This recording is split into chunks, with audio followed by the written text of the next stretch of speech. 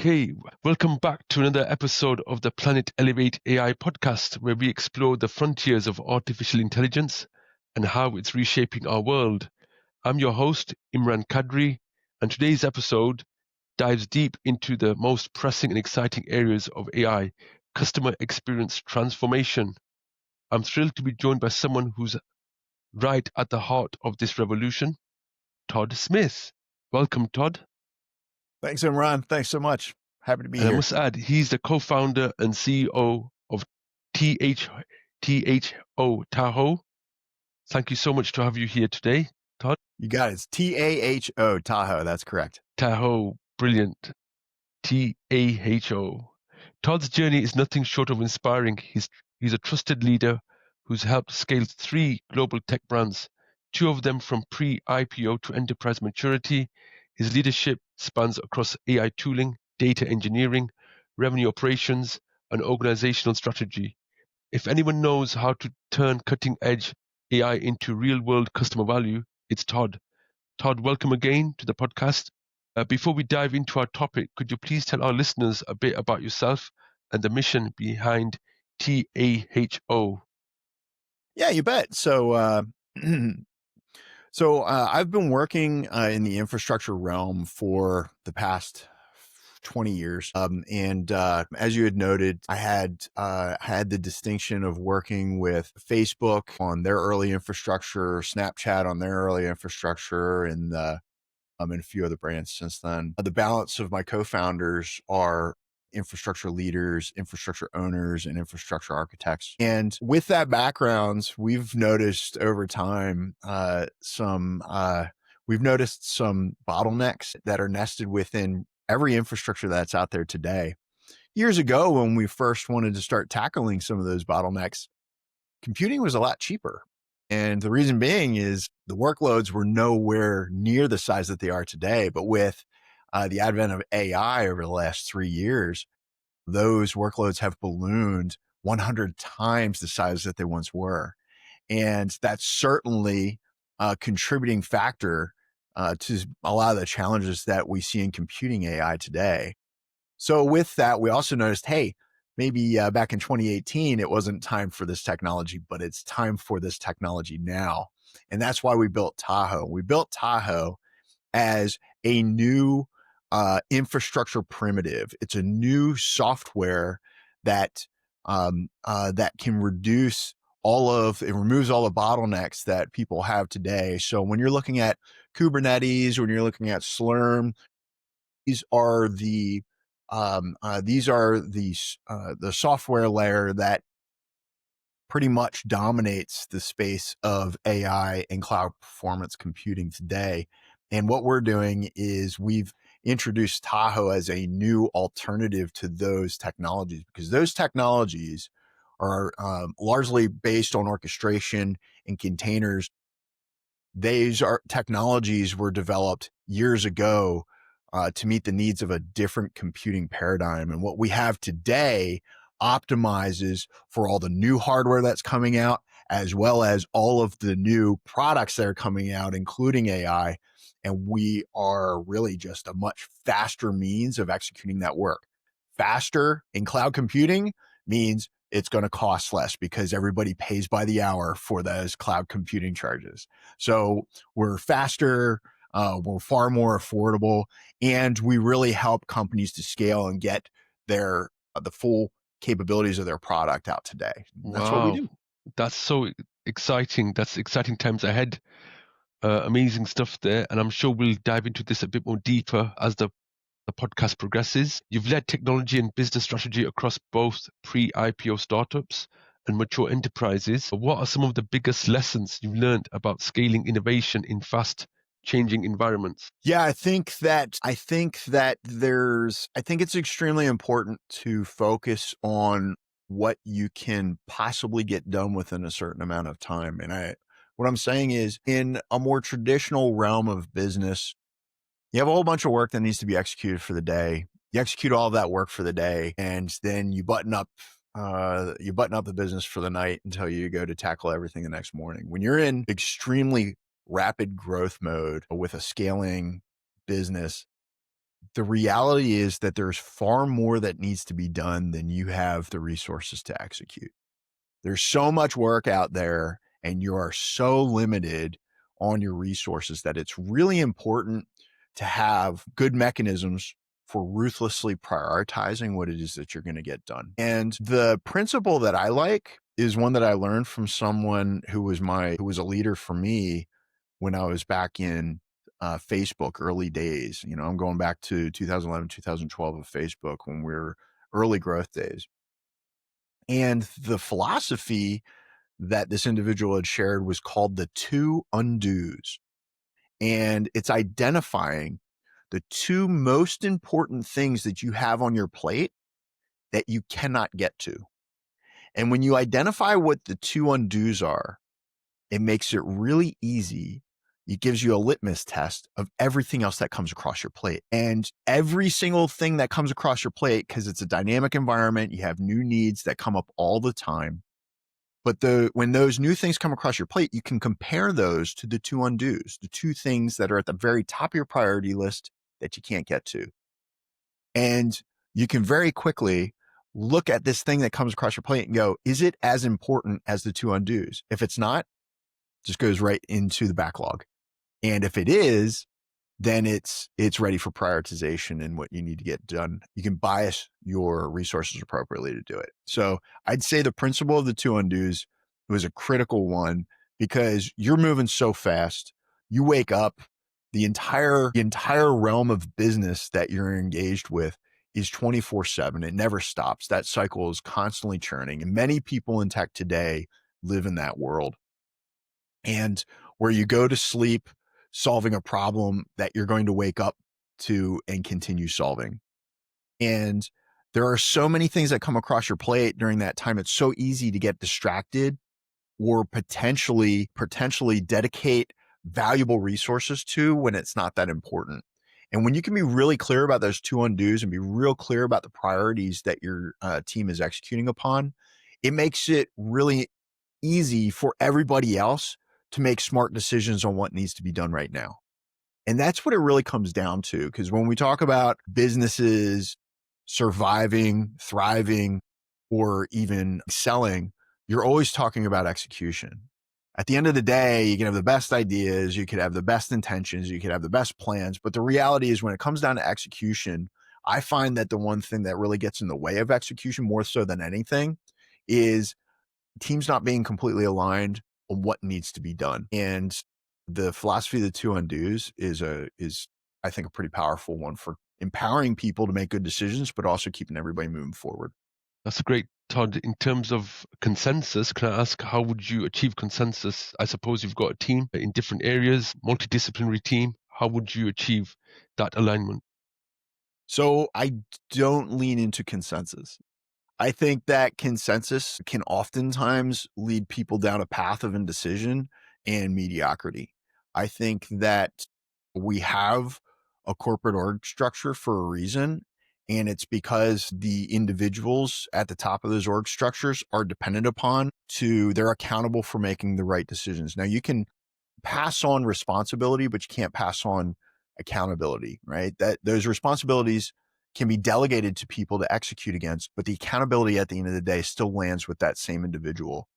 Now, sometimes you need consensus because the path forward isn't clear. You need people to weigh in with their expert opinions. Empowering others to execute who are closest to the problem is most often the best thing to do, but I steer clear of consensus really and really bias more towards action, because in a world where consensus is the goal, it usually pushes you towards the middle. It pushes you towards mediocrity, and consensus can also lock people up. It can freeze them from executing against the things that need to be done, where they're constantly questioning, boy, I better go get somebody else's permission or source everybody else's thoughts on this before I can execute. Consensus does have its place. There are moments where you bias into that consensus to move the team forward, but that's really when you're in super unknown areas and you've got the time to formulate that Sure. consensus. But Great. more often than not, I think it's about delegating the responsibility, maintaining that accountability, making certain that the framework for decision making is there, and then empowering people to trust to trust in the expertise of others and empowering them to execute. I think that that's more important than consensus. I think that in fast growth tech, consensus can actually really cause you a lot of challenges. Perfect. That's great. Really good to get clarity on that, Todd. That's so useful. Really good insight there. I suppose with your deep involvement in AI tooling and infrastructure at Tahoe, how do you see the role of leadership evolving as AI capabilities become more central to business strategy?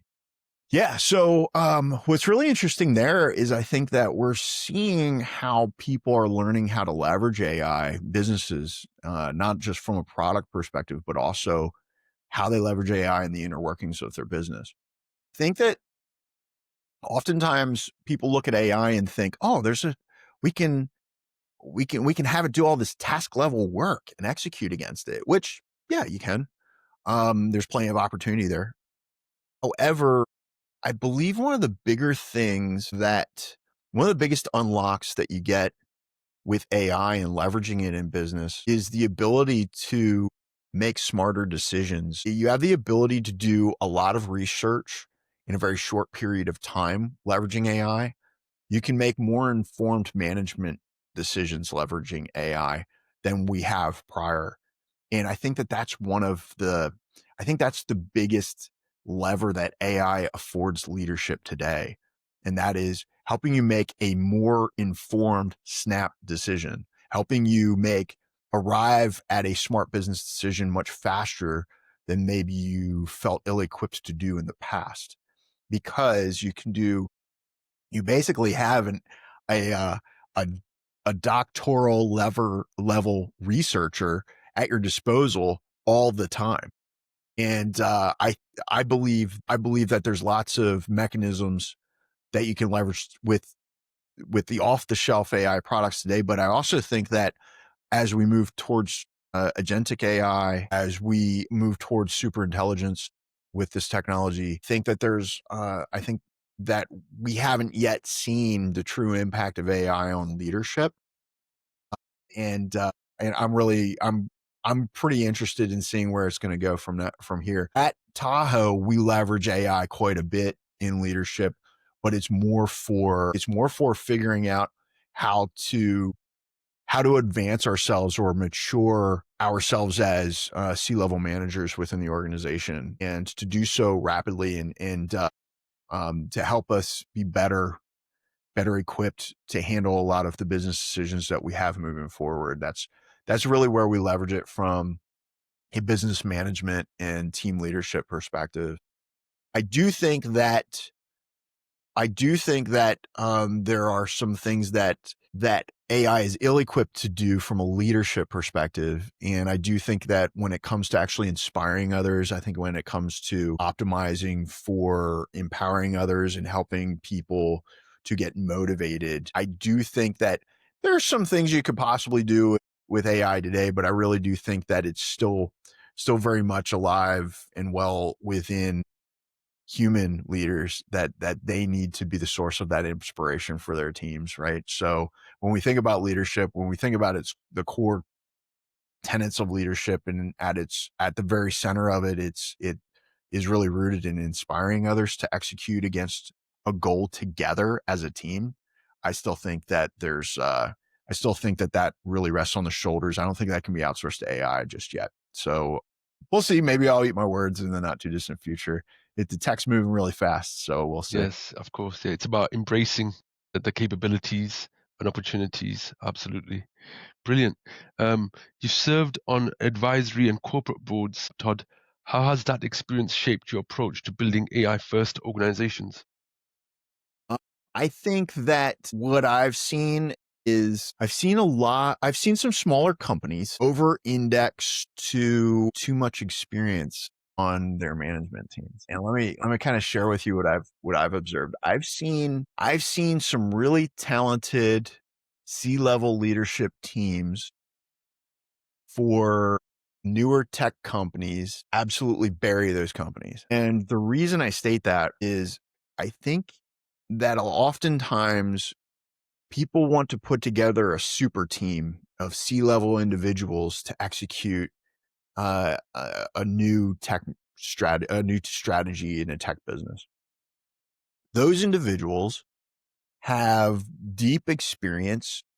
They command a pretty pricey salary, and they've reached a point in their careers where they put in their 8 hours a day and then they want to enjoy the balance of their lives. And I believe that that will kill a startup. I think that that mentality kills a startup. I think that from a price tag perspective, they're consuming way too much of the company's runway.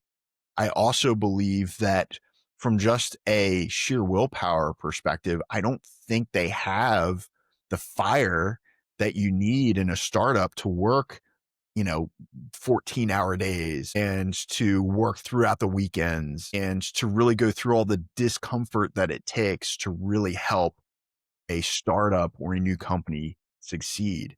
And that's what I've learned from the sidelines as a board member of some of these companies. And that is the successful companies have a C-level team that is hungry and will do anything it takes to get the job done to help the company succeed. And I think that the more senior or more tenured C-level folks leading startups has a tendency to actually, I think that they put the startup more at risk because of the professional life choices that they make. I don't think that they have the fire, the sense of urgency. I don't think they have the grit anymore. Maybe they had it once before, but now they're in a more comfortable life. They've got more involved personal lives. They have, they have boundaries, and they're more white glove as to what they will do today in comparison to what they've done in the past.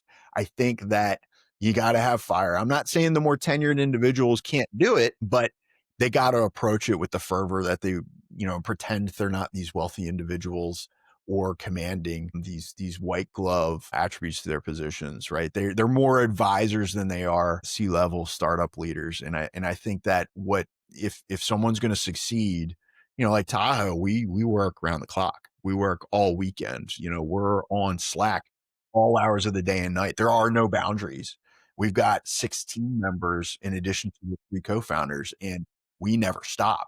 We go Sure. all day, every day, hard in the paint, whether it's serving customers, whether it's solving administrative challenges, if it's trying to figure out what type of competitors are around the corner, fundraising, marketing, or just developing around major problems that you incur when you're building something that nobody else has ever built before.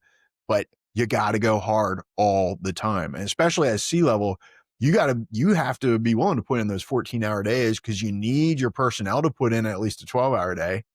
Yeah. And if they're watching you clock in at 10, knock off at 4, they're going to start emulating that pretty quick, and that'll kill your company, man. That'll kill a startup fast. Sure. It's about leading by example, isn't it? Brilliant. Yes. Perfect. Okay. We'll talk about customer experience now, Todd. It'd be really good just to get your perspective. How do you define AI-driven customer experience transformation, and why is it so critical in today's business environment? Yep. What's critical about AI in today's environment and how it translates to customer experience is really, to me, it's rooted in we've seen here's a good example. We've all seen Cursor as a business, and that they're Cursor by any sphere. That's the developer AI, and it's a fantastic tool. We use it. We've seen them generate $100 million a year with a 30-person team. Now they're growing beyond that, where they're getting bigger, but they've highlighted to everyone that there's a totally different business framework that we're capable now of, especially in the software industry, right? And what's important to recognize there is, hey, from a customer experience perspective, what can we do to enhance the customer experience while constraining the headcount growth of the company? And the reality is that you can do a lot. You can get a lot done. And I believe that figuring out how to leverage AI into the future means, hey, we have to recalibrate to what a single individual can accomplish within a company. We have to recalibrate to what a single developer can do, what a single customer success tech can do, what a single account executive can do. We have to recalibrate, and we have to go ground up and think of the building blocks for each position. How is AI going to support that position to be able to execute far more? Because the table's been reset. The amount of revenue that's expected per headcount within an organization. I mean, Cursor again is a great example of what can be done um, uh, from a modern what a modern tech company can produce. And to me, they're the gold standard. It's certainly one. They're a business model that we aim to emulate quite a bit. And your question was about how it relates to the customer. I think the code to crack, and I'm not going to sit here and tell you that I have the answer to this because I certainly don't. But I think the code that we want to crack is how do we serve the customer and the community around our software through AI? How do we get as much surface area as possible into that customer base, leveraging AI tooling? And we haven't figured it out yet. I'm not going to pretend like we have, but I do think that that's what we need to figure out. And just to touch on this, from your experience and your perspective, is there anything around, I guess, working with the customer, working with the end user? Is that something, does that have a place with AI from your perspective? Absolutely. Absolutely. I think that there's a customer experience piece where, when people want to interface with your brand, whether it's getting help from your organization to leverage your product better, whether it's getting educated on your product, whether it's solving a problem, a material problem that they're experiencing with your product, I think that AI can play a big role there. And I think we're really only at the beginning of that story as a society, as a business culture, right? We haven't figured it out. I'm not going to pretend like we have.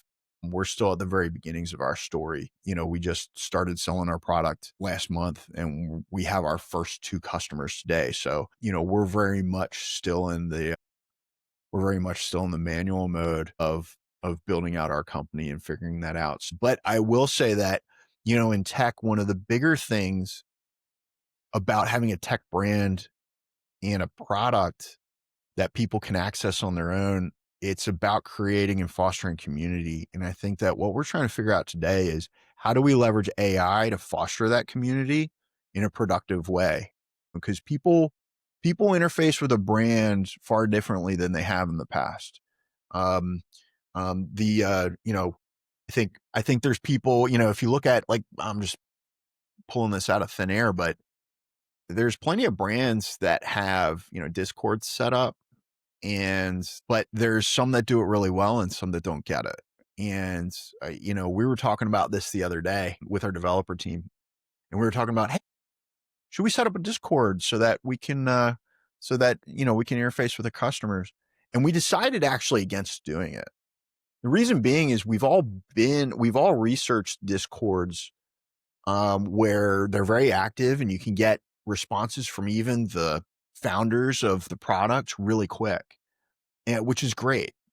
But if you don't have the capability today to engage with that community that you want to found early on, it can really hurt the customer experience. It can really negatively impact that community that you want to foster. It can have the absolute opposite effect, because if somebody goes into a Discord, there's nothing going on, it's just crickets and quiet, that can really damage your brand. So, it's about being responsible and tending to that community that you want to found. And to that end, it's like, well, how are we going to leverage AI to do that into the future? I think there's going to be some great means to doing that, but we're far from that. We're far from being able to engage to that degree. And, to that end, we're definitely tabling some of our own marketing initiatives or community development initiatives so that we can swarm our team on product, because it's early days today. We're going to continue swarming on product, focusing on our current customers, and in pursuit of building traction with additional customers. We'll table that at the moment, but we want to, when we do go to move forward with, i.e., like maybe a Discord or something of that nature, it'll be when we know that we can purposefully be ready for it, and we've already used other mechanisms to start fostering a community. Brilliant. So, in the sales and marketing space specifically, where do you see the biggest impact of AI today? Do you think it's lead generation, customer segmentation, campaign optimization, or elsewhere? What do you think? So I think all of those things, I think it's obvious to say that all of those things are a piece of it, but I'll tell you, one of the most valuable things for our go-to-market strategy in our leverage of AI is really to become an expert really quick in how our product could potentially help a given brand, right? And we can do that study. That it used to take a long time researching who you could help. And a lot of it was done through some really quick gumption. And with a product like ours, where we're completely disrupting some existing technologies and our customers' potential, their tech stacks. We're also potentially disrupting how they deliver their product. So when we look at a company, we're not only thinking about how can we help them, we're also thinking about, hey, what's our potential for disrupting this company as well? And let's be sensitive to that so that when we engage them, we're not seen as a threat to their business right off the bat. And we leverage AI. We've got a LLM trained that helps us to identify these things when we give it a given brand or a given product. And we can go ahead and submit, run a quick prompt with our LLM to note the brand or the product.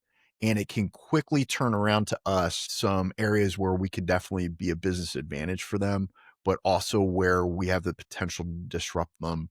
And it helps us understand where that third rail is in the conversations with that potential customer, with that lead. And it helps us to curate in a sensitive manner, in a manner with empathy, how we can best engage that customer without stepping on their toes or seeming like somebody that could potentially disrupt their own customer base or any of their business as they go forward. So that's been a way that we've deployed it in the go-to-market space that I found to be extremely valuable, because it's easy when you have a product like ours, that has the capability to, you know, 30x, 30 times, 30, increase the speeds of inference, the speeds of computing by 30x and reduce costs by 90%. There's a lot of businesses out there that can be disrupted by that in ways that you wouldn't even know.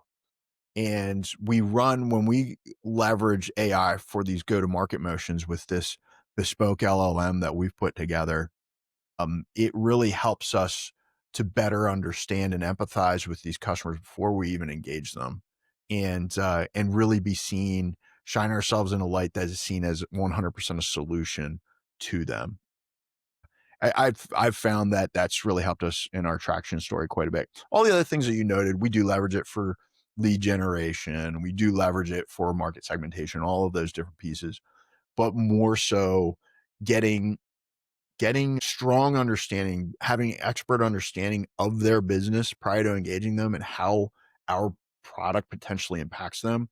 That's where we're really seeing the biggest amount of value from leveraging AI on go-to-market. Wow, that's great, fascinating stuff. Brilliant. Thank you, Todd. Mhm. How do you balance automation with authenticity in customer interactions? Are there best practices to ensure AI enhances rather than replaces human connection?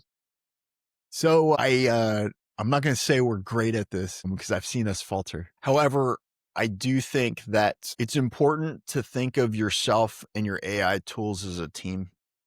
I think that at the end of the day, as the individual leveraging the AI and leveraging that AI to interface with a customer, it's important to knock the edges off of the cut. You don't just take a piece of wood and saw through it, call it a finished product.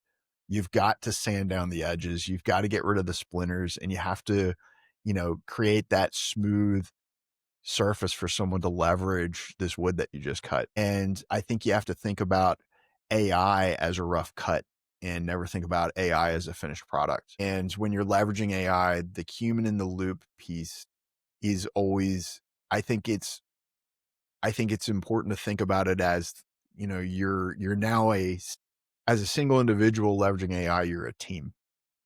Much like Luke Skywalker having R2D2 and C3PO going through the adventure with them, right? Yes. And they become these great utilities at any given moment. But as droids, they cannot solve all of the things. They don't have the understanding of what it is to interface with people and understand the world through the lens of the human. And you, as the leader of that AI team, really need to think about how you really need to think about the receipt of any output of you and your AI team, and you need to be accountable for what that is, and make certain that people at the end of the day are receiving your communication. They're not receiving your handoff of AI's communication, right? And it's easy to get lazy. It's easy to get lazy, but I'll tell you what, if you think that I'm going to ask for some forgiveness when I say this, Fine. Go ahead. but I believe that it's my belief that I can detect 99% of the AI I receive, the interface with AI that I receive. It's my belief. Now there may be some great AI out there and some great deployments of AI, and I'm just fooled, maybe, However, I think we're all getting pretty good at detecting AI. I think we're all getting really good at understanding what an AI response is when we're interfacing with something that's not truly an individual, and seeking out, respect that in others, respect that fact in others, and respect, when you go to engage people, I think you have an opportunity in engagement to distinguish yourself as a unique individual engaging with customers, as a unique individual that is actually a bridge from your customer to your brand. Make certain that that bridge from your customer to your brand is not just leaning on the experience of using the tech, but also that whether they're using the tech and they're actually getting the experience of your business philosophies through it, or that they're actually interfacing with you when they interface with your brand. I think that goes a long way.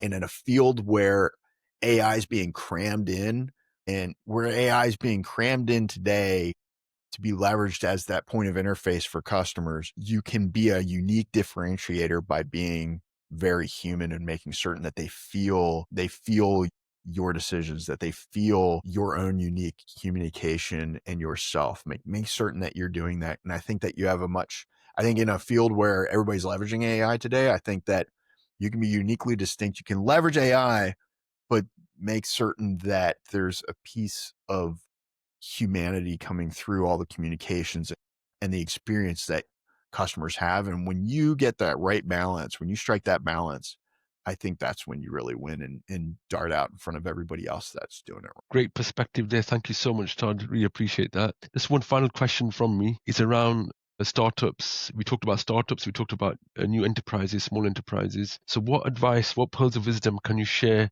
with, I guess, leaders of those organizations, the smaller ones, as they start their AI journey in CX? And what foundational steps would they take to ensure long-term success? So for example, when dealing with data, personnel, talent, and tooling. I think that I think it's important for me to note that I'm not going to sit here and say I've figured it out, but I've had some negative experiences that push me to think about it in a different way. I think that there's I'm not going to name any brands here, but I've had the experience very recently of having AI crammed into a product that I use all the time. And they're constantly reminding me that the AI is there. They're constantly trying to get me to use the AI. And I'm not self-electing into it. And I find it additional steps. It's additional clicks. It's additional things where I have to dismiss the AI. I have to X out of the AI that was prompted. I have to, I'm typing away, and then all of a sudden I'm typing in a new cell or in a new form or in a window that I didn't originally intend to type in. This is where I'm seeing the collision of people trying to force me to use AI right now, and I'm experiencing that. And the only thing I can think of is, how do I shut this off? This is getting in the way of me trying to live my life. This is getting in the way of me professionally trying to execute. And if your deployment of AI is trying to force your customers into it, I think that from a CX perspective, it's a miserable experience, and it pushes them away from it. And again, I'm not going to call out any specific product that's out there, but I'm experiencing that right now. It's getting to be more and more invasive, and I'm getting very frustrated. I find myself getting very frustrated with it. And I don't want my customers to ever experience us forcing them into leveraging AI where they don't intend to. Now, yeah, I understand that our economy that they're faced with, that they think that they have some good ideas. They need more people using their AI. And hey, they've already got a CX, they've already got a customer interface that is not leveraging their AI, and they're trying to think of little ways to inject it into the experience. I think that there are some really clunky deployments of that right now. And I think that anytime you've got to push your AI in front of somebody, I think you've missed the mark. I think that people have they already have natural motions that are second in nature to them. And you have to think about how to curate that experience. Number one, to let them execute what it is that they wanted to do from the very beginning without, I mean, it's almost like we're back into pop-ups. Like, it feels like we Yes, got away from that in the internet experience. I think we've like navigated away from the pop-up experience, and all of a sudden come full using circle. AI all of a sudden seems like commercials and pop-ups inside of the applications that I just went in there to just go using that are already native to me. And it